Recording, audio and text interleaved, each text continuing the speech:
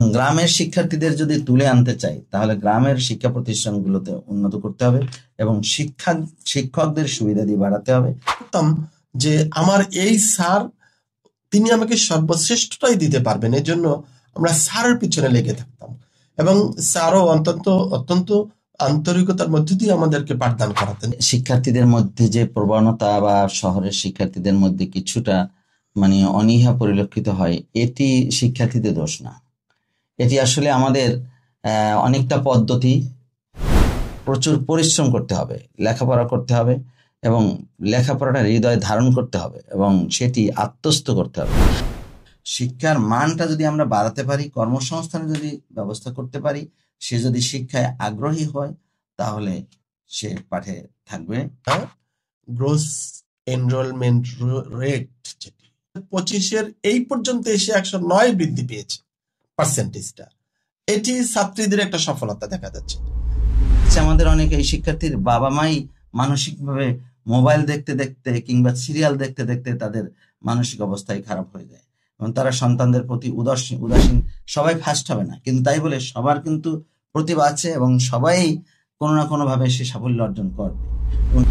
আমার best student, অনেক ভালো স্টুডেন্ট, যে স্টুডেন্ট লাইফে গ্লোরিয়াস রেজাল্ট করেছে বা সে শিক্ষা আত্মস্থ করতে পেরেছে, তাদেরকে যদি আপনি শিক্ষকতা আকৃষ্ট করতে না পারেন তাহলে আমরা সর্বোচ্চ মানের, আন্তর্জাতিক মানের শিক্ষক আমরা পাবো না। বিসমিল্লাহির রহমানির রহিম। এডুকেটরস টেবিল পডকাস্ট অনুষ্ঠানে সুপ্রিয় শ্রোতা বন্ধুরা, আপনাদের সকলকে স্বাগত জানাচ্ছি। শ্রোতা দর্শক বন্ধু, আপনাদের জন্য সর্বপ্রথমে সালাম জানাচ্ছি। আসসালামু আলাইকুম ওয়া রাহমাতুল্লাহি ওয়া বারাকাতুহু। অনুষ্ঠানে আজকে আমরা আলোচনা করব মাধ্যমিক শিক্ষার উন্নয়ন বিষয়ে। মাধ্যমিক শিক্ষার উন্নয়ন বিষয়ে আমার সাথে আলোচনা করবার জন্য সম্মানিত অতিথি হিসেবে উপস্থিত রয়েছেন মাধ্যমিক উচ্চ শিক্ষা বরিশাল অঞ্চল বরিশালের 5 নম্বর উপপরিচালক জনাব মোহাম্মদ জাহাঙ্গীর হোসেন। জনাব মোহাম্মদ জাহাঙ্গীর হোসেন স্যার, আপনাকে অনুষ্ঠানে স্বাগত জানাচ্ছি। আপনাকেও ধন্যবাদ জানাচ্ছি এবং সম্মানিত দর্শক শ্রোতাকেও আন্তরিক ধন্যবাদ জানাচ্ছি। ধন্যবাদ স্যার। ইতিপূর্বে তিনি বাংলাদেশের বিভিন্ন জেলায় সফল জেলা শিক্ষা অফিসার হিসেবে দায়িত্ব পালন করেছেন এবং 2024 সনে বাংলাদেশের সর্বশ্রেষ্ঠ জেলা শিক্ষা অফিসার হিসেবে পদক অর্জন করেছেন। এর আগেও তিনি বাংলাদেশের বিভিন্ন জেলায় সরকারি মাধ্যমিক বিদ্যালয়ে শিক্ষকতা হিসেবে চাকরি করেছেন। এক কথায় বলতে গেলে তার রয়েছে শিক্ষার ব্যাপারে গৌরবোজ্জ্বল ভূমিকা, গৌরবোজ্জ্বল একটি অধ্যায়। স্যার, আপনার কাছে জানতে চাইব যে আপনিও মাধ্যমিক পর্যায়ে পড়াশোনা করেছেন এবং মাধ্যমিক পর্যায়ে বিভিন্ন ভাবে সফলভাবে সেবা দিয়ে এসেছেন। তো আমি আপনার কাছে জানবো যে এমন কোন আগ্রহ নিয়ে আপনি পড়াশোনা করেছেন যে শিক্ষা জীবনে একজন সফল শিক্ষার্থী ছিলেন এবং সরকারি চাকরি জীবনে এসেও আপনি একজন দক্ষ এবং সফল আজকে শিক্ষা কর্মকর্তা হিসেবে আমাদের মাঝে আবির্ভূত হয়েছেন। এই বিষয়টি আপনার কাছ থেকে আমরা জানতে চাই। সম্মানিত সঞ্চালক মহোদয়, আপনাকে অনেক ধন্যবাদ জানাচ্ছি। আসলে সাফল্যটা হচ্ছে আপেক্ষিক এবং অর্জনটা হচ্ছে আপেক্ষিক। এটি আমি অনেক অর্জন করেছি, এটি আসলে ওইভাবে বলা যায় না। আমি চেষ্টা করেছি, এটি বলা যায়। আমি চেষ্টা করেছি আমার সর্বোচ্চ শক্তি দিয়ে, সামর্থ্য দিয়ে, যোগ্যতা দিয়ে, অভিজ্ঞতা দিয়ে। গ্রামের প্রাইমারি স্কুলে, তারপরে হাই স্কুলে পড়েছি তখন আমাদের স্কুলে একজন পরিদর্শক এসেছিলেন, ইন্সপেক্টর বলা হতো ওনাকে। তো ওনার আশায় দেখছি আমার স্কুলটা উজ্জীবিত ছিল এবং সেখানে আমাদের শিক্ষক, আমাদের শিক্ষার্থী সবার মধ্যে একটি আগ্রহ এবং ওনাকে গ্রহণ করার জন্য এবং ওনার কথা শোনার জন্য সবাই খুব উদ্গ্রীব ছিলেন এবং ঠিক আমরাও অনেকটা পুলকিত ছিলাম, কৌতূহলী ছিলাম। তখন আমার মধ্যে একটি আগ্রহ জন্মেছিল এরপরে আমি কাজ করতে গিয়ে স্টুডেন্ট লাইফে চিন্তা করলাম যে আসলে কি কাজ করা যায়। আমি সমাজে কোন কাজের মাধ্যমে বেশি অবদান রাখা সম্ভব। আমি এটা বিশ্বাস করি শিক্ষকতা এবং শিক্ষা বিভাগে কাজ করার মধ্য দিয়ে জাতিকে পুনর্গঠনে কাজ করা যায় এবং একটি উন্নত জাতি গঠনে ভূমিকা রাখা সম্ভব। সেখান থেকেই আমি সরকারি হাই স্কুলে কাজ শুরু করেছি। পরবর্তীতে সহকারী জেলা শিক্ষা অফিসার, তারপরে সর্বশেষে উপপরিচালক পদে কাজ করেছি। এটি আমাকে আনন্দ দেয়, এটি আমি ওন করি। যখন আমি শিক্ষকদের সাথে কথা বলি, যখন আমি শিক্ষার্থীদের সাথে কথা বলি, তখন আমি এটার মধ্যে প্রচুর আনন্দ পাই এবং এটি আমি ওন করি, আমার ভালো লাগে। এখান থেকে আমার এই কাজ শুরু। অনেক ধন্যবাদ সুপ্রিয় শ্রোতা দর্শক বৃন্দ। আমরা সম্মানিত অতিথির কাছ থেকে তার শিক্ষা জীবন এবং তার কর্মজীবনের কথা জানলাম। এই যে সম্মানিত আলোচক আলোচনা করলেন, তিনি বলেছেন শিক্ষার্থী যখন ছিলেন তখন চেষ্টা করেছেন।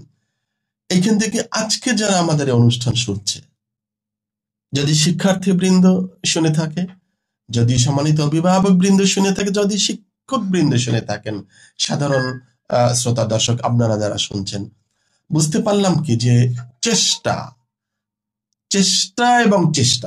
কোন বিকল্প নেই। চেষ্টার মাধ্যমেই জীবনে সফল হওয়া যায়। আরো একটি বিষয় যে শিক্ষা শুধু গ্রহণ করলেই হবে না, শিক্ষাটাকে ধারণ করতে হবে, অন্তরে একদম গহীনে গিয়ে উপলব্ধি করতে হবে। সেই উপলব্ধিটা থাকতে হবে আনন্দঘন উপলব্ধি। যদি আনন্দঘন উপলব্ধি হয়, তবেই কিন্তু আসলে আমি পরবর্তীতে একজন সফল মানুষ হতে পারবো। ধন্যবাদ সম্মানিত আলোচক। সুপ্রিয় শ্রোতা দর্শক, আমরা এবারে চলে যাব সম্মানিত আলোচকের কাছে, যে যতদূর জানি যে তিনি গ্রামে পড়াশোনা করেছেন। গ্রামীণ শিক্ষা এবং শহরের অত্যাধুনিক শিক্ষা আমি বলবো, এর মধ্যে বিশাল একটি ফারাক রয়েছে।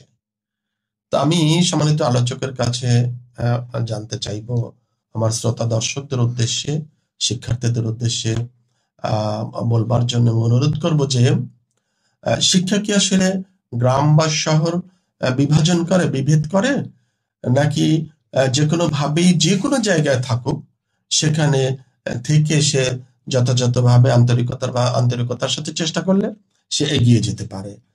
আরেকটি বিষয় পাশাপাশি এর সাথে সম্পর্কিত, যে বর্তমান সময়ে ডিজিটাল শিক্ষার একটি বিষয় রয়েছে। এখন এই ডিজিটাল শিক্ষা গ্রহণ করতে গিয়ে শহরের শিক্ষা, গ্রামীণ শিক্ষা, এর মধ্য থেকে কারা বেশি সুবিধা ভোগ করে? যদি কেউ কম সুবিধা ভোগ করে থাকে, তাহলে কিভাবে তাকে এগিয়ে নিয়ে যাওয়া যায়? এই বিষয়টি আমাদের শ্রোতা দর্শক বৃন্দ, বন্ধুদের উদ্দেশ্যে বলুন। আপনাকে ধন্যবাদ জানাচ্ছি। আসলে এখন থেকে 20-30 বছর আগে বা আরো আগে 40 বছর আগের গ্রামীণ শিক্ষা, শহরের শিক্ষা এবং আজকে শহর শিক্ষা, গ্রামীণ শিক্ষার মধ্যেও অনেকটা তফাৎ রয়েছে। আসলে সুবিধাটা নগর কেন্দ্রিক, শহর কেন্দ্রিক বেড়ে যাচ্ছে, গ্রামের পরিবেশে সুবিধাটি কমে যাচ্ছে। আমাদের এক সময় গ্রামের ছেলেমেয়েরা দেখা যাচ্ছে যে অনেক কাদার ভিতর দিয়ে অনেক দূর পাড়ি দিয়ে যেতে হতো, তারপরে সেখানে গিয়ে আবার লেখাপড়া করতো। সেখানে স্কুল বা মাদ্রাসায় উপযুক্ত পরিবেশটা ছিল না, শিক্ষা উপকরণের অভাব ছিল।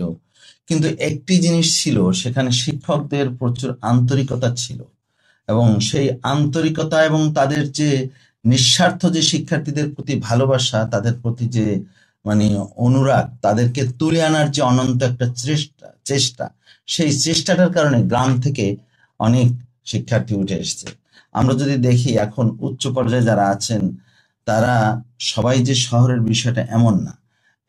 এখন একটু শহর কেন্দ্রিক বেশি, কিন্তু এক সময় যে ছিল ওই গ্রামের যে সমস্ত ছেলেপেলেরা ওই কাঁচা রাস্তা দিয়ে, কাদার ভেতর দিয়ে, সাঁকো পাড়ি দিয়ে স্কুলে যেত, মাদ্রাসায় যেত, সেখান থেকে আবার বিকালবেলা চলে আসতো বাসায়।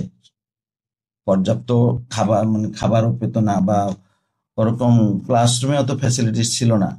তো সেখান থেকেও স্টুডেন্টরা উঠে আসছে। আর আজকের দিনে আমাদের শহরে শহরের সুবিধাটা অনেক, সারা পৃথিবীব্যাপী পরিবর্তন আসছে, ডিজিটালাইজেশন হয়েছে এবং শহরে বিদ্যুৎ আছে, তারপরে সেখানে পরিবেশটা উপযুক্ত পরিবেশ, শিক্ষার জন্য শিক্ষা উপকরণ আছে, শিক্ষকদের কোয়ালিটি গ্রামের শিক্ষকের কোয়ালিটির চেয়ে ভালো এবং শিক্ষকদের ইনকাম ভালো। সে সমস্ত কারণে শহরে অপেক্ষাকৃত যারা একটু অ্যাডভান্স তারা শহরের দিকে আসতে চেষ্টা করছে। তো শহরের শিক্ষার্থীরা আবার সচেতন গার্জিয়ানদের সন্তানরাও শহরের দিকে চলে আসছে। তো সেই কারণে দেখা যাচ্ছে যে শহরের লেখাপড়ার মানটা গ্রামের শিক্ষার চেয়ে মান বেশি একটু ভালো মনে হচ্ছে। তো গ্রামে আজকাল সুবিধাটা আগের থেকে বেড়েছে বটে, কিন্তু গ্রামে এখনো সুবিধা বাড়লেও সে কোয়ালিটিটা আসলে ওইভাবে বাড়েনি। কারণ মানুষের এখন যেহেতু সুবিধাদির কারণ নানান সুবিধার কারণে শহর কেন্দ্রিক তাদের একটা প্রবণতা, আসার প্রবণতা, সেই কারণে শহরে ভালো ভালো স্কুল মাদ্রাসা উঠে আসছে। এখন আমরা যদি গ্রাম এবং শহরের মধ্যে যদি পার্থক্যটা কমাতে চাই এবং গ্রামের শিক্ষার্থীদের যদি তুলে আনতে চাই, তাহলে গ্রামের শিক্ষা প্রতিষ্ঠানগুলোতে উন্নত করতে হবে এবং শিক্ষকদের সুবিধা দিয়ে বাড়াতে হবে। গ্রামের শিক্ষার্থীদের উপবৃত্তি সহ তাদের জন্য সুবিধা দিয়ে বাড়াতে হবে।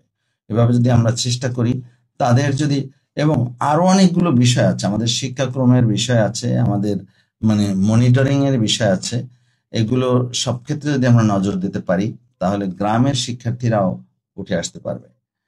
এই যে আপনি বললেন যে গ্রামের শিক্ষার্থীরা আগেকার দিনে অনেক বেশি চেষ্টা করতে হবে, এখন বর্তমান সময়ে চাকরির ক্ষেত্রে যারা বহাল রয়েছে ওনারা বেশিরভাগই গ্রামীণ শিক্ষার্থী। এই বিষয়টিতে যে আমিও দেখি স্যার, আমিও যদি দেখি যে আমি যখন পড়াশোনা করেছি ছোট্ট সময় অনেক দূরে গিয়ে প্রাইমারি স্কুলে পড়াশোনা করেছি, মাধ্যমিক পর্যায়ে এইভাবে অনেক দূরে দূরে গিয়ে আমাদের শিক্ষা গ্রহণ করতে হতো। আমরা মনে করতাম যে আমার এই স্যার, তিনি আমাকে সর্বশ্রেষ্ঠটাই দিতে পারবেন, এর জন্য আমরা স্যারের পিছনে লেগে থাকতাম এবং স্যারও অত্যন্ত আন্তরিকতার মধ্য দিয়ে আমাদেরকে পাঠদান করাতেন, যেটি আপনিও স্বীকার করলেন, যেটি আমিও স্বীকার করি। আর বর্তমান শিক্ষার্থীরা এই বিষয়টি থেকে বোধহয় শ্রেণীতে পাঠ গ্রহণ এ বিষয়ে কেন যেন একটু পিছিয়ে যাচ্ছে।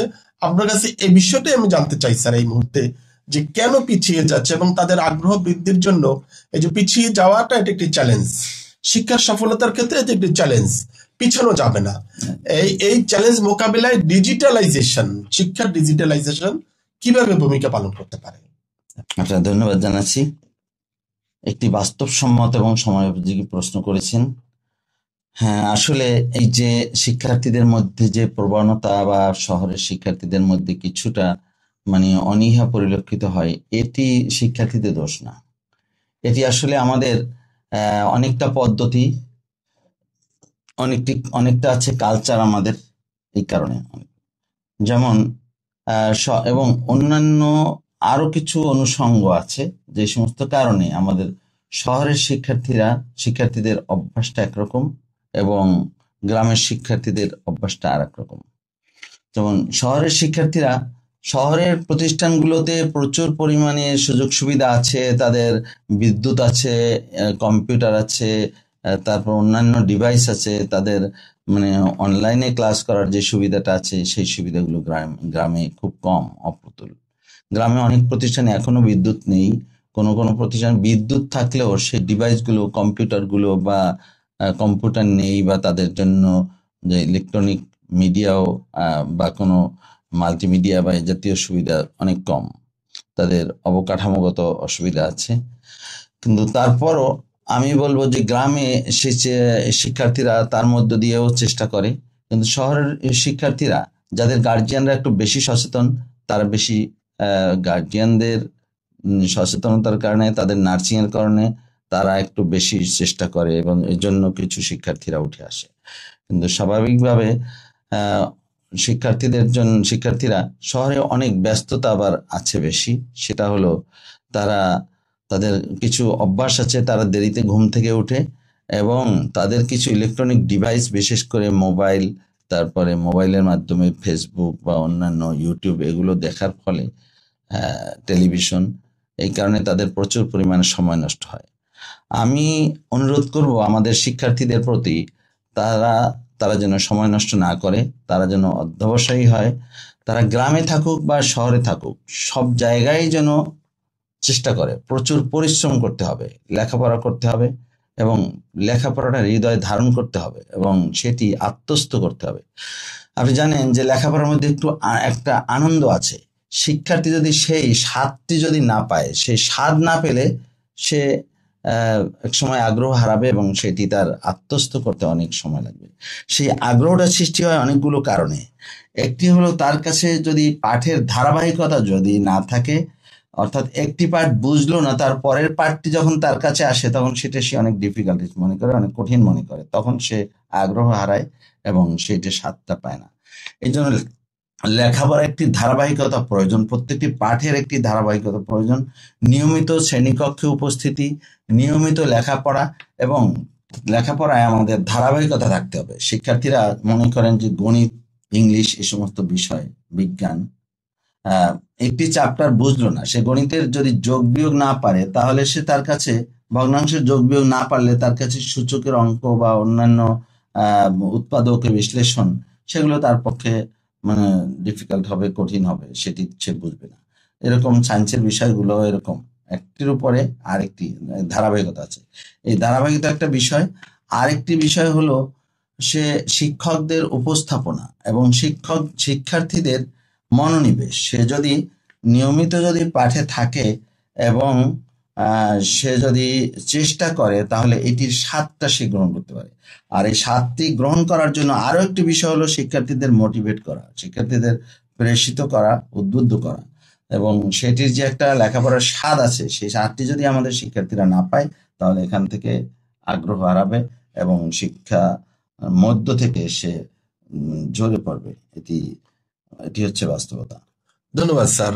এই যে সর্বশেষ কথা বললেন যে ঝরে পড়া, আসলে তো বর্তমান সময়ে বা আরো অনেক আগে থেকেই শিক্ষার্থীদের নানান উপকরণের মধ্য দিয়ে, শিক্ষা সহায়তার মধ্য দিয়ে এগিয়ে নিয়ে যাওয়ার চেষ্টা করা হচ্ছে। মূলত আমাদের এই যে উন্নয়নশীল দেশ বাংলাদেশ থেকে আমরা কিভাবে উন্নত থেকে উন্নত দেশে পরিণত হতে পারি, সে লক্ষ্যে বিভিন্ন কার্যক্রম পরিচালনা করা হচ্ছে। তো এখন আমরা ঝরে পড়া রোধ এবং পাশাপাশি দেখি যে কিছু কিছু শিক্ষার্থী মুখস্থ নির্ভর পড়াশোনা করে। তো ওই মুখস্থ বিদ্যা বা মুখস্থ নির্ভরতা, এটি থেকে আমাদের বেরিয়ে আসতে হবে। এটি থেকে যদি আমরা বেরিয়ে আসার উপায় বের করতে পারি, তবেই কিন্তু আমার শিক্ষার্থীরা আর ঝরে পড়বে না। তো ঝরে পড়া রোধে আমরা কি কি পদক্ষেপ গ্রহণ করতে পারি স্যার? খুবই একটি গুরুত্বপূর্ণ বিষয়ে আলোকপাত করেছেন। আসলে ঝরে পড়া আমাদের জন্য একটি সমস্যা। আমাদের এনরোলমেন্টের সাথে ঝরে পড়ার একটা সম্পর্ক আছে। তা আমাদের শিক্ষার্থীরা কেন ঝরে পড়ে?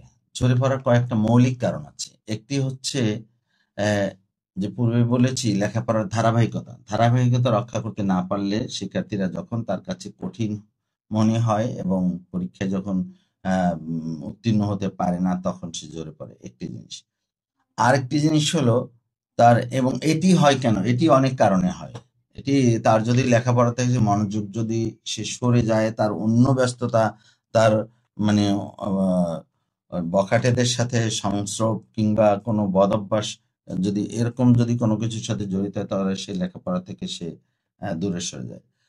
আমাদের আর্থসামাজিক প্রেক্ষাপটে কিছু শিক্ষার্থী আছে যাদের পারিবারিক অবস্থা নিতান্তই গরিব, পেট পুরে খেতে আসতে পারে না, কিংবা মিড ডে মিলের কোনো ব্যবস্থা না থাকার কারণে সে দুপুরবেলা সে ক্ষুধার্ত থাকে, যার কারণে তার পক্ষে কন্টিনিউ করা সম্ভব হচ্ছে না। আমি অনেক স্কুলে, মাদ্রাসায় গিয়েছি, তারা সকালবেলা আসে না খেয়ে চলে আসে, তারপরে সে 4টা পর্যন্ত এই অবস্থায় থাকাটা তার জন্য কঠিন হয় এবং এইভাবে সে আস্তে আস্তে আগ্রহ হারায়।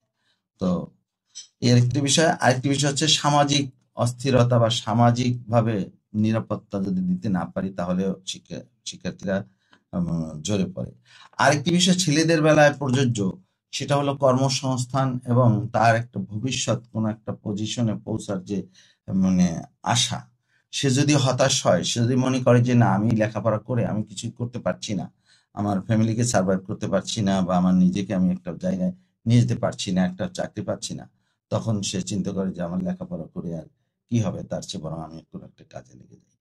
তো এই না, আরো অনেক কারণ আছে যে সমস্ত কারণে আমাদের শিক্ষার্থীরা ঝরে পড়ে।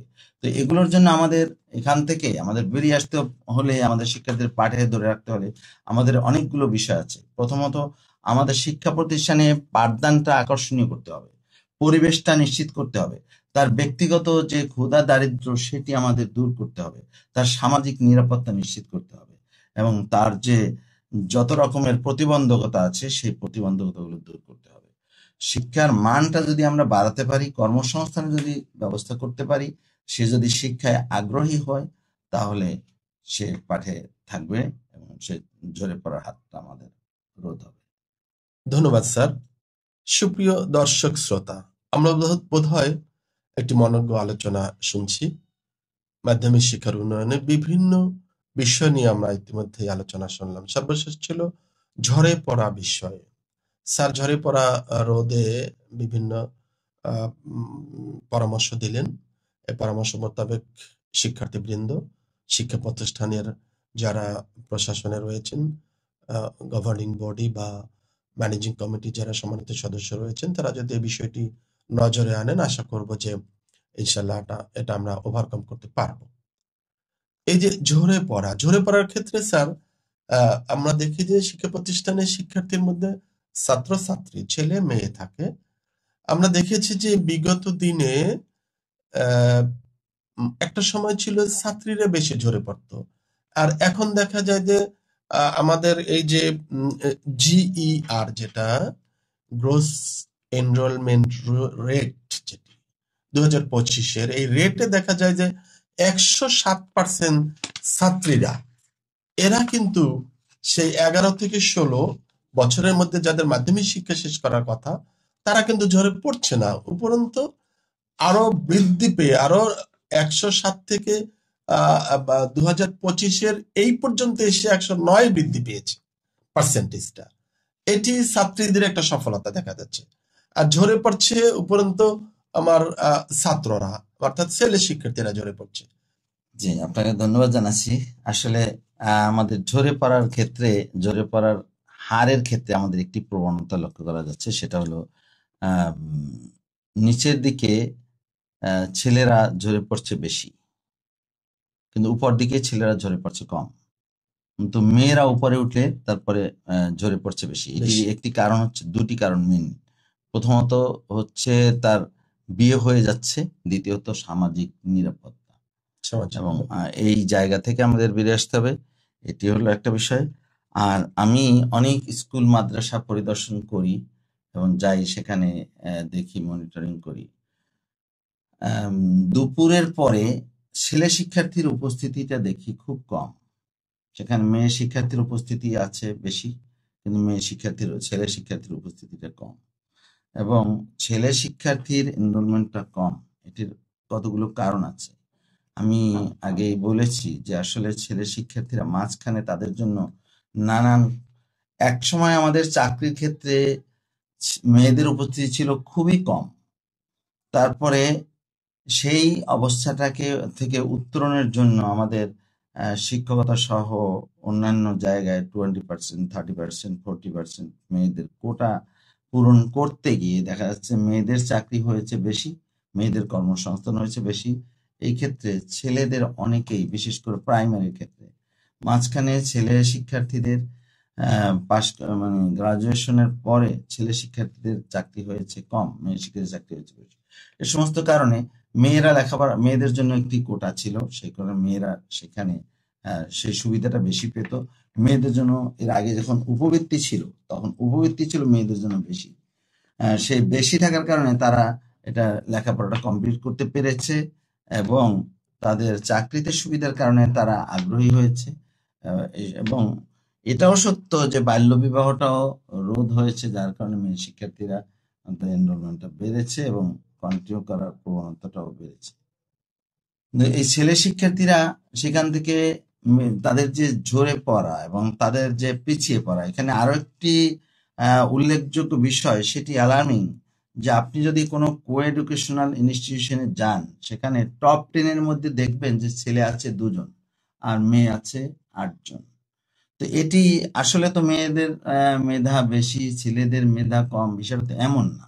যে চেষ্টা করেছে, যে নার্সিং করেছে, তারই ভালো করার কথা। তাহলে কেন এরকম ছেলে শিক্ষার্থীরা পিছিয়ে যাবে? তাদের জন্য ওই সুবিধাটি কম। আরেকটি বিষয় হয়েছে কি, শিক্ষা প্রতিষ্ঠানে কোনো শাস্তির ব্যবস্থা, শারীরিক মানসিক শাস্তি দেওয়া যাবে না। আমি এটি শাস্তি দেওয়ার কথা বলছি না, কিন্তু এই কারণে এই বিষয়গুলো আমাদের ছেলে স্টুডেন্টরা জেনে গেছে, মেয়ে স্টুডেন্টরাও জানে, কিন্তু মেয়েদেরকে সেখানে প্রতিষ্ঠানে ধরে রাখা সম্ভব হয়, কিন্তু ছেলে শিক্ষার্থীদের এটা ধরে রাখাটা কঠিন হয়ে যায়।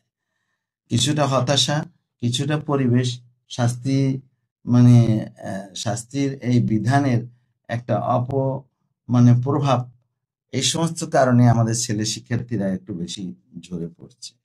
প্লাস এখন সেই জায়গাতে বেরিয়ে আসার জন্য সরকারও অনেক পদক্ষেপ নিয়েছে। ছেলে মেয়েদের উপবৃত্তির ক্ষেত্রে এটা নিড বেজ করা হচ্ছে। তারপরে চাকরি ক্ষেত্রেও এই কোটাগুলো আমাদের কমে আসছে। তো এইসব কারণে আমাদের আশা করি পিছিয়ে পড়া ছেলে শিক্ষার্থীরা সামনে অগ্রসর হবে এবং সামাজিক যে ভারসাম্যটা এটি নিশ্চিত হবে। অনেক ধন্যবাদ স্যার, অনেক সুন্দর এবং যুক্তিযুক্ত কথা বললেন আপনি স্যার। তো এই ক্ষেত্রে ঝরে পড়া রোধে আরেকটা বিষয় আছে যে প্রশিক্ষণে শিখিয়ে থাকে অ্যাক্টিভ লার্নিং। আমার বোধ হয় যে অ্যাক্টিভ লার্নিংটি যদি শ্রেণীকক্ষে বা প্রতিষ্ঠানে যদি বাস্তবায়ন করা সম্ভব হয়, তাহলে মনে হয় অনেকটা আমরা ঝরে পড়া রোধ করতে পারবো। তো স্যার, অ্যাক্টিভ লার্নিং এর বিষয়টি আমার শিক্ষকেরা কিভাবে বাস্তবায়ন করতে পারেন, এ বিষয়ে একটু বলুন। আপনি খুবই গুরুত্বপূর্ণ একটি বিষয় বলেছেন। সারা বিশ্ব পরিবর্তন হয়েছে এবং সারা পৃথিবীতে তথ্য প্রযুক্তির একটি জোয়ার। তো সেই ক্ষেত্রে আমাদের শিক্ষার্থীরা যদি পিছিয়ে থাকি, তাহলে আমরা সারা পৃথিবী থেকেই ছিটকে পড়ে যাব, পিছনে পড়ে যাব। অ্যাক্টিভ লার্নিং, আমাদের শিক্ষার্থীরা লার্নিং বাই ডুইং, অর্থাৎ শিক্ষার মধ্যে, আমি বলেছি আগে যে শিক্ষার মধ্যে একটু আনন্দ থাকতে হবে, শিক্ষার একটি স্বাদ আছে, সেই স্বাদটি শিক্ষার্থীর পেতে হবে। শুধু মুখস্থ বিদ্যা নয়, মুখস্থ বিদ্যা আমাদের প্রয়োজন আছে, কিন্তু শুধু মুখস্থ নয়, এটি বুঝতে হবে, এটি কাজ করার মধ্য দিয়ে শিখতে হবে।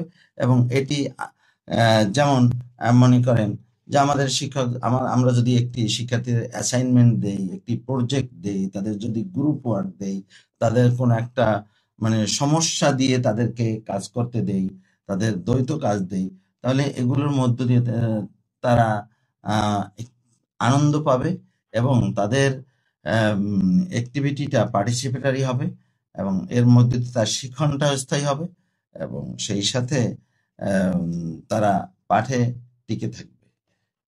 অনেক ধন্যবাদ স্যার। অত্যন্ত যুগোপযোগী এবং বাংলাদেশের প্রেক্ষাপটে যেটি করণীয় সে বিষয়টি আপনি অ্যাক্টিভ লার্নিং এর ব্যাখ্যার মধ্য দিয়ে আমার শ্রোতা দর্শক বৃন্দের উদ্দেশ্যে বললেন। অনেক কৃতজ্ঞতা স্যার, অনেক সুন্দর কথা বলেছেন। আমি আশা করব এমনি ভাবে আমরা শ্রেণীতে পাঠদান করব।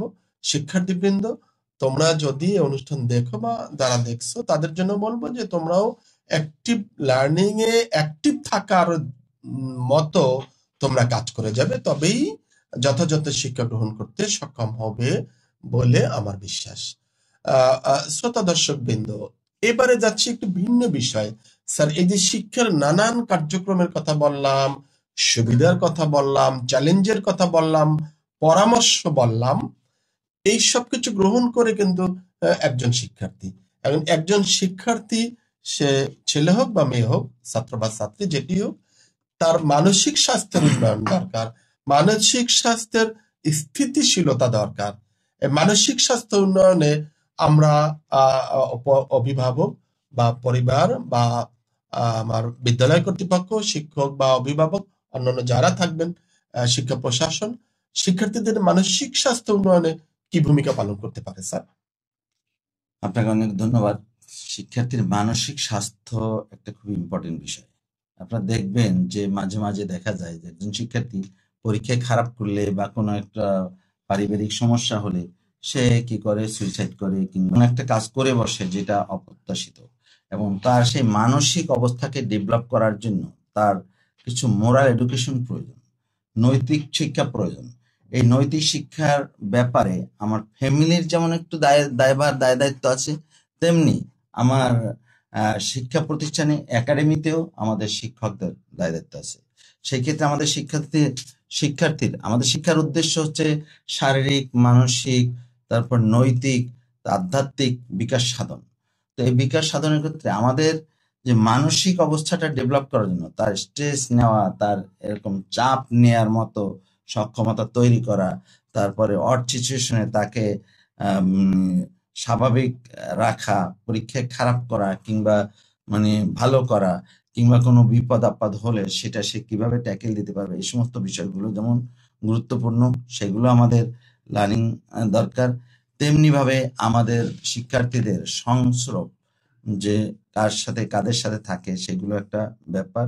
সেই সাথে আরেকটি ব্যাপার আছে, সে সারাদিনে কি কাজ করে, তার সে সুস্থভাবে চিন্তা করার জন্য, কাজ করার জন্য তার পরিবেশ আছে কি, করে কিনা। তার দেখা যাচ্ছে আমাদের অনেক এই শিক্ষার্থীর বাবা মাই মানসিকভাবে মোবাইল দেখতে দেখতে কিংবা সিরিয়াল দেখতে দেখতে তাদের মানসিক অবস্থায় খারাপ হয়ে যায়, এবং তারা সন্তানদের প্রতি উদাসীন থাকে, এবং যার কারণে শিক্ষার্থীরা তারাও মানসিকভাবে দুর্বল হয়।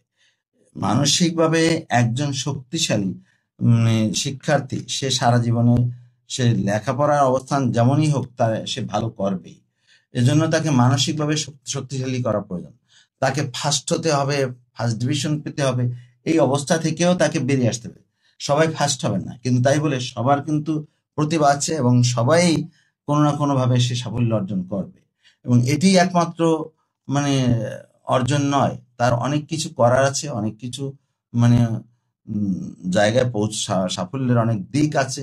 এগুলো তাকে বুঝতে শেখানো, তার তার বিশেষ করে তার মানে ভবিষ্যতে একটা পজিশনে পৌঁছা, সেটা শুধুমাত্র একাডেমিক রেজাল্টের উপরে নির্ভর করে না, প্লাস তার একটা নৈতিক শিক্ষা, একটা নৈতিক শিক্ষা বলতে তার সততা, তার যোগ্যতা, তার ধৈর্য, তার মানে অধ্যবসায় এবং সবকিছুকে স্বাভাবিকভাবে নেয়া এবং পরমত সহিষ্ণুতা এবং অ্যাগ্রেসিভ না হওয়া, এরকম অনেকগুলো গুণাবলী আছে। সেই গুণাবলীগুলো আমরা যদি আমাদের শিক্ষার্থীদের মধ্যে দিতে পারি, এবং আমাদের মায়েরা বিশেষ করে এবং ফ্যামিলির লোকজন যদি স্বাভাবিক শিক্ষাটা দিতে পারে, স্কুলে যদি সে স্বাভাবিক বা মাদ্রাসায় স্বাভাবিক পরিবেশটা পায়, স্বাভাবিক শিক্ষাটা পায়, নৈতিক শিক্ষাটি পায়, তাহলে সে ভবিষ্যতে সে একজন উন্নত মানুষ হবে এবং একজন উন্নত নাগরিক হবে। তার দ্বারা বাংলাদেশের উন্নয়ন সম্ভব এবং বাংলাদেশ গড়া সম্ভব। অনেক ধন্যবাদ স্যার। আমরা চাই এমন বাংলাদেশের সুনাগরিক যারা বাংলাদেশ বিনির্মাণে সহযোগিতা করবে, বাংলাদেশ বিনির্মাণের অগ্রণী সৈনিক হবে। এই জন্যই লেখাপড়া শেখানোর জন্য এত আয়োজন। এই আয়োজন সম্পন্ন করতে, সুসম্পন্ন করার জন্য আমার লাগে নৈতিকতা সম্পন্ন একজন যোগ্য নাগরিক, লাগে মূল্যবোধ সম্পন্ন একজন যোগ্য নাগরিক। এই মূল্যবোধ সে যে ধর্মেরই হোক না কেন, ইসলাম, হিন্দু, বৌদ্ধ, খ্রিস্টান, জৈন, যে ধর্মেরই হোক না কেন, সে যদি নৈতিকভাবে বলিয়ান হয় তাহলে সে একজন সফল মানুষ হবে। শিক্ষকের মর্যাদার বিষয় একটা রয়েছে, শিক্ষকের আর্থিক একটি বিষয় রয়েছে। তো আমি স্যারের কাছে জানতে চাইবো যে শিক্ষকের সামাজিক এবং আর্থিক অথবা আর্থ সামাজিক, যেটা আর্থ সামাজিক উন্নয়নে একজন শিক্ষক ব্যক্তিগতভাবে বা দেশের উন্নয়নে কিভাবে কাজ করে যেতে পারেন, একটি কঠিন বিষয় স্যার। আমি আপনার কাছে পরামর্শ চাই স্যার। খুবই গুরুত্বপূর্ণ বিষয়, আপনাকে এই প্রশ্নটি করার জন্য ধন্যবাদ জানাচ্ছি। আসলে আমরা শিক্ষার্থীদের শেখাবো, কি শেখাবো? শেখাবো সরকার আমাদের জন্য যে নির্দেশিত যে কারিকুলাম দিয়েছে সেগুলো শেখাবো, কিন্তু শিখাবে কে? সে শিখাবে আমাদের শিক্ষক। শিক্ষক হচ্ছে জাতি গড়ার কারিগর। আপনি যেভাবেই বলেন এই কথাটি কোনোভাবে অস্বীকার করার বা ঘুরিয়ে পেঁচিয়ে বলার কোনো সুযোগ নেই। জাতিকে গড়বে শিক্ষকরাই, কিন্তু সেই শিক্ষককে যদি আমি কোয়ালিটি শিক্ষক হিসাবে তৈরি করতে না পারি, তাহলে কোয়ালিটি এডুকেশন সম্ভব নয়। তো আমাদের শিক্ষকদের জন্য পর্যাপ্ত প্রশিক্ষণ দরকার, এবং অন্তত বছরে 1টা মাস তার প্রশিক্ষণ প্রয়োজন, তাকে আপডেট রাখতে এবং সময়ের যে পরিবর্তনের সাথে সাথে তাকে নিজেকে পরিবর্তিত করতে, এবং পৃথিবীতে যে নতুন নতুন প্রযুক্তি আসছে, নতুন নতুন বিষয়গুলো আসছে, সেই বিষয়গুলো আমাদের শিক্ষকের কাছে সেগুলো দিয়ে সমৃদ্ধ করতে আমাদের প্রশিক্ষণের কোনো বিকল্প নেই। এখন প্রশিক্ষণ দিয়ে আপনি একজনকে তার অবস্থান থেকে কিছুটা উন্নয়ন করতে পারবেন, অনেকখানি পারবেন, কিন্তু সে যদি আমার বেস্ট স্টুডেন্ট, অনেক ভালো স্টুডেন্ট, যে স্টুডেন্ট লাইফে গ্লোরিয়াস রেজাল্ট করেছে বা সে শিক্ষা মানে আত্মস্থ করতে পেরেছে, তাদেরকে যদি আপনি শিক্ষকতায় আকৃষ্ট করতে না পারেন, তাহলে আমরা সর্বোচ্চ মানের, আন্তর্জাতিক মানের শিক্ষক আমরা পাবো না। ভালো স্টুডেন্ট ঢুকতে হবে এবং তাদেরকে প্রশিক্ষণের মধ্য দিয়ে তাদেরকে আন্তর্জাতিক মানে আনতে হবে। তাদের যেমন স্ট্রং মোরালিটি থাকবে, তাদের তেমনি ডেডিকেশন থাকবে, আন্তরিকতা থাকবে, তেমনি তার কোয়ালিটি থাকতে হবে। তো সেটি করার জন্য একটি হলো, এবং তার আরেকটি বিষয় হলো প্রশিক্ষণের সাথে সাথে তার জীবনমান উন্নয়নের জন্য তার কতগুলো স্ট্যান্ডার্ড, মানে কতগুলো স্তরে স্তরে উন্নয়ন করা দরকার। যেমন আমাদের কলেজ শিক্ষায় বা ইউনিভার্সিটি শিক্ষায় lecturer, assistant professor, associate professor আছে, কিন্তু আমাদের প্রাইমারি, সেকেন্ডারি এখানে আছেন সহকারী শিক্ষক বা শিক্ষক, এরপরে সে প্রধান শিক্ষক বা সহকারী প্রধান শিক্ষক পদে দায়িত্ব পায়। কিন্তু এখানে তার যোগ্যতা, ভালো পারফরমেন্স, তার মানে নলেজ বা তার ডেডিকেশন এর উপরে তার কোনো মূল্যায়ন করার সুযোগটা নেই, এবং এটি থাকতে হবে। তার কোনো, বিশেষ করে স্কুল লেভেলে তার কোনো গবেষণারও সুযোগ নেই, কোনো গবেষণা করলেও তার কোনো সেটা মূল্য নেই। তার এই সুবিধাগুলো দেওয়া প্রয়োজন। তার জন্য কিছু অন্তত কোনো পরীক্ষার মাধ্যমে অথবা কোনো একটি উপায়ে তার যোগ্যতা যাচাই করে তাকে পদোন্নতি দেয়া এবং তার জন্য উচ্চতার সুবিধা বৃদ্ধি করা, এবং বৃদ্ধি করলে আমাদের কোয়ালিটি টিচার বেরিয়ে আসবে, এবং তাদের দ্বারা আমাদের বাংলাদেশের শিক্ষার্থীরা যেমন উপকৃত হবে, এবং আমাদের দেশের শিক্ষার্থীদেরকে আমরা আন্তর্জাতিক মানে নিয়ে যেতে পারবো, এবং তারা সারা পৃথিবীব্যাপী কর্মসংস্থানে অংশগ্রহণ করতে পারবে এবং তারা দেশকে সমৃদ্ধ করতে পারবে। তো সুতরাং আমাদের গাছের ব্যবসায় লিপ্ত না হয়ে সে শিক্ষকতায় সে লেগে থাকতে পারে। সে শিক্ষা উপকরণ তৈরি করবে বা শিক্ষায় নতুন নতুন কিছু ইনোভেশন তৈরি করবে, সে একটা বই লিখবে, সে একটা প্রকাশনা প্রকাশ করবে, এবং এরকম অনেক বিষয় আছে। এবং আমাদের ছাত্র পড়ানো আরেকটি বিষয় শিক্ষকদের, সেইটা যেন কোনো ব্যবসায় রূপ না নেয়। সেখানে সরকারের একটি নীতিমালা আছে, সেই নীতিমালা ফলো করে তারা কিছু কিছু স্টুডেন্টও পড়াতে পারে, নীতিমালা ফলো করে। সেটা হচ্ছে নিজ প্রতিষ্ঠানের শিক্ষার্থী নয়, অন্য প্রতিষ্ঠানের শিক্ষার্থী। সেটা এগুলো আমরা অনুসরণ করলে তাদের জন্য যদি একটা পদসোপান এবং পদোন্নতির ব্যবস্থা আমরা করতে পারি, তাদের জন্য সুপারভিশন এবং গাইডলাইন বা নির্দেশনা প্রদানকারী একটা কর্তৃপক্ষ থাকে, তাদের একটা কৈফিয়ত অর্থাৎ জবাবদিহিতার ব্যবস্থা থাকে, তাহলে তাদের পাঠদানের মানটা সুন্দর হবে এবং তাদেরও কোয়ালিটি দিন দিন বৃদ্ধি পাবে, তারা সামাজিক অবস্থায় তাদের উন্নতি হবে। আমি আমার এই শিক্ষকদের উন্নতি কামনা করছি, সাফল্য কামনা করছি। তাদের সাফল্যের সাথে জড়িয়ে আছে বাংলাদেশের মানুষের সাফল্য, আমাদের শিক্ষার্থীদের সাফল্য। আপনাকে অনেক ধন্যবাদ। সত্যিকার অর্থেই তাদের সাফল্যের সাথে, অর্থাৎ শিক্ষকদের সফলতা, এখানে ব্যক্তিগত সফলতা, সামাজিক সফলতা, সবচেয়ে বড় সফলতা হলো শিক্ষকতার সফলতা। যখনই একজন শিক্ষক দেখেন যে তার শিক্ষার্থী বড় কোনো পদস্থ কর্মকর্তা হয়েছে, বড় কোনো উদ্যোক্তা হয়েছে, বড় বিশ্বের কোনো জায়গায় কোনো একটি আবিষ্কার করেছে, তখন কিন্তু ওই শিক্ষক পুলকিত হন, ওই গর্বে তিনি গর্বিত হন। এখানেই শিক্ষকের বড় পরম পাওয়া, পরম মর্যাদার প্রশ্ন। আর এইখানেই তার সামাজিকভাবে তার মান বা সম্মান যেটি বলি সেটি কিন্তু বৃদ্ধি পায়। এবং যেটি স্যার যেটি বললেন যে যার যেতটুকু ন্যায্য পাওনা, সেই ন্যায্য পাওনা যদি দেয়া হয় সরকারের পক্ষ থেকে বা সমাজের পক্ষ থেকে, তবেই আমার সম্মানিত শিক্ষকদের আর্থ সামাজিক মর্যাদা বৃদ্ধি, মান বৃদ্ধি বলতে যেটি বোঝায় সেটি সম্পন্ন হবে, যথাযথ হবে। সম্মানিত অভিভাবক এখানে বড় একটি ভূমিকা পালন করতে পারেন, যে শিক্ষার্থীর সামনে সর্বদাই শিক্ষকের প্রশংসা করতে হবে। যদি শিক্ষক কোনোভাবে কোনো দর্শনীয় কাজ করেই থাকেন, তাহলে একাকী বা কোনো না কোনো ভাবে কর্তৃপক্ষের মাধ্যমে হোক, ভিন্নভাবে হোক, তাকে গিয়ে ওইভাবে শোধরানোর মতো অনুরোধ করা বা তাকে বলা, যাতে তিনি সংশোধন হয়ে যান এবং অন্যান্য শিক্ষার্থীদের সাথে সেভাবে সুন্দর সম্পর্ক, মধুর সম্পর্ক, মধুর আচরণের মধ্যে দিয়ে আমার শিক্ষা কার্যক্রমকে এগিয়ে নিয়ে যেতে পারেন।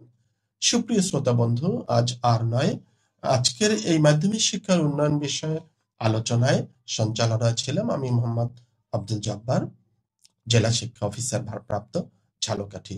আমি আবারও শ্রোতা বন্ধু সকলকে ধন্যবাদ এবং আমাদের অনুষ্ঠান শুনবার জন্য কৃতজ্ঞতা জানাচ্ছি। পরবর্তীতে আবারও আসবো, আবারও দেখা হবে আপনাদের সাথে কোনো এক সুন্দর বিষয়ে আলোচনা করবার জন্য। আপনাকে শুভেচ্ছা এবং ধন্যবাদ জানিয়ে শেষ করছি। আসসালামু আলাইকুম ওয়া রাহমাতুল্লাহি ওয়া বারাকাতুহু।